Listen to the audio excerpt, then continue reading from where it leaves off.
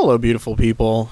My name is Avery Aldrich, and I recently wrote a paper called Information Theory. Now, this paper is basically just about life. It's about where life comes from, what are the chances that life happens, and what is existence really is kind of tackled in Information Theory, which is the paper that I wrote. But I noticed after writing Information Theory and after, thinking about the ideas within it for quite a while, I noticed that these ideas had some pretty interesting implications when it came to death. So I'd like to talk about death today and why I believe death to be a bit of an obsolete concept for humanity at this point in time. So before we get to death, let's talk a little bit about what is life and what is consciousness, because these are both very important to understanding my new views on death. So first, let's talk about life. What is life? Okay, well, life is, I define life as anything which contains consciousness or anything which contains static electricity, I believe to be alive. And to understand that maybe a bit better, you can read the paper Information Theory. I'm not going to go too deeply into it, but I believe consciousness to basically be an emergent property out of any material which contains static electricity, including humans. So basically what you're conscious of at any given moment is determined by the location of your static electricity in that moment. So if you're trying to move your arm and you're sending some electricity down your arm in order to move it, then that would count as a transfer of information, and also that would be carrying the electricity down your arm. And the reason I say static is because I don't think of time as continuous. I think of it as a flat circle that goes backwards or forwards.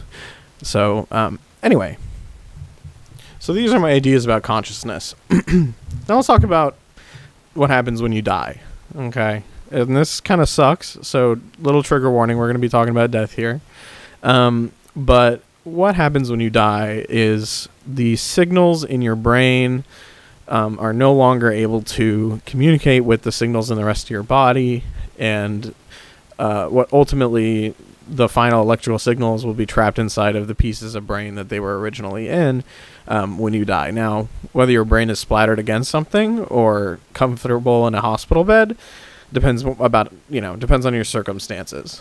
But either way, when you die, your consciousness will be trapped within a little bit of brain, and probably some spinal cord and maybe some of your limbs, which is why they can continue to move. That's rigor mortis.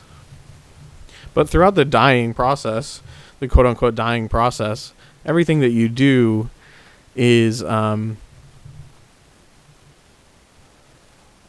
still progressing as normal. Your brain is trying to do the exact same things that it always does, which is communicate with the rest of your body. And as you lose different areas of that communication, that can be very painful, or you can forget about it. There is a time in your life, there are many times in your life when you've basically simulated somewhat of dying for yourself, and that's when you've gone to sleep at night. So let's talk about sleep really quick. Sleep is your brain's way of getting rid of the environment around you in order to focus on memories and getting everything sort of shuffled into the right spots during sleep. So your brain, while you're sleeping, is shuffling around memories, trying to organize stuff before you wake up. And then once you wake up, it's time to experience the environment again. You go back out into the environment and get food, get resources, whatever it is you have to do that day. So if consciousness is all of this static electricity inside of your body, and dying is basically the same thing as going to sleep, what does that look like overall? What's the big picture on that? And the answer is that dying just probably feels like a very abruptly going to sleep. Now, as I say this, I'm literally paranoid that a bullet's going to come screaming through my window and take me out. But that's okay. That's just because I'm paranoid, which is fine. It's a symptom of my illness. I'm schizoaffective, by the way. So dying itself may not be super painful because your brain is going to be releasing all sorts of neurotransmitters to keep you from experiencing that pain if your brain really does believe that it's the last moment you'll be there. So things like dimethyltryptamine, people know as DMT, that's released in the brain during death as a hallucinogen to keep your brain from understanding what's happening to the rest of your body. So it's like, we're sorry it's going down, but at least we're going to trip out a little bit before it goes down. But at the end of the day, your consciousness, the thing that you think of as you, your soul, your consciousness, does go somewhere when you die. It's conserved, just as all information is conserved. Pieces of you go back to your loved ones. Pieces of you go to the earth. Pieces of you go to the coroner. Little bits of information get dropped off all the way along the way by people who are observing that information. So even after you die, you're still spreading your information in a way. And finally, when you get to the point that whatever is left of your consciousness can't get out of the body, that's when, you still wake up. Your consciousness will still wake up. It's just a matter of what form it's going to wake up in. And I think that it's possible for it to wake up in a human, but I also think it's possible for it to wake up as a piece of dirt, unfortunately. And I feel very bad for any of the dirt who used to be people that died.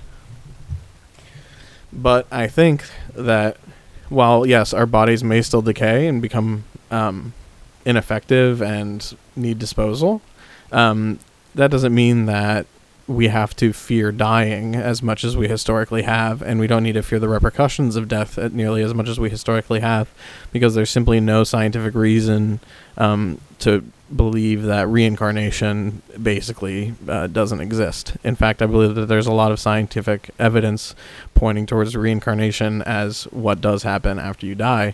Your soul gets split up into little pieces and finds a new home.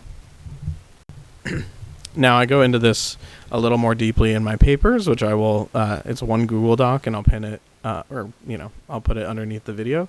But that's a basic overview of my ideas on why death is obsolete and why we need to stop fearing dying as much as we, historically have feared dying.